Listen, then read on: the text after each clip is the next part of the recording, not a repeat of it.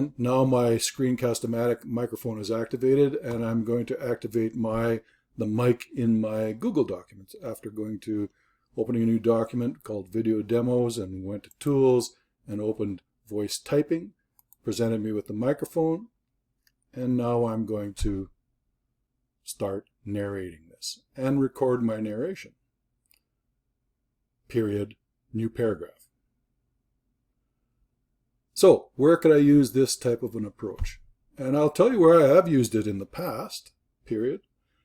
When I was working with English language or second language learners. And what we were doing was getting them to speak into a Google document, read some text, or read anything, and just speak into this. And if Google Documents can understand your English, everybody can understand your English. And you can get instant feedback. So if you're trying to pronounce a word and Google Documents can't understand your word, you can keep practicing over and over until you get the word correct. And as soon as it registers with Google Doc, it should register for most people who are speakers of the English language. And of course, you can change this to any number of other languages are available in Google Documents, almost an unlimited number of different languages.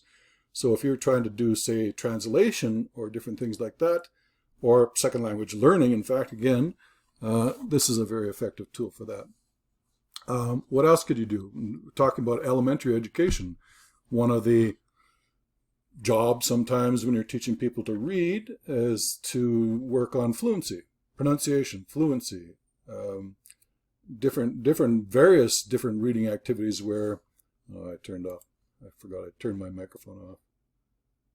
Reading fluency, elementary school, teaching kids to learn. If they can speak into a Google document, they start getting their own feedback. They start giving themselves their own feedback. And this is very useful for people, certainly anybody that has sort of reading delays or reading difficulties or needs more coaching on this. Very useful for that. It does a couple of other things too. One of the strategies, of course, is to get people to read aloud in class, and which can be very intimidating, very destructive actually for some people, particularly people who are having difficulties. If they're forced to read aloud in class, it's not a healthy thing to do. So being able to read in this format and coach themselves and listen to themselves and see their words, their spoken words represented in text, and then do their own analysis, very powerful tool. Okay, so it's finally going to catch up with me.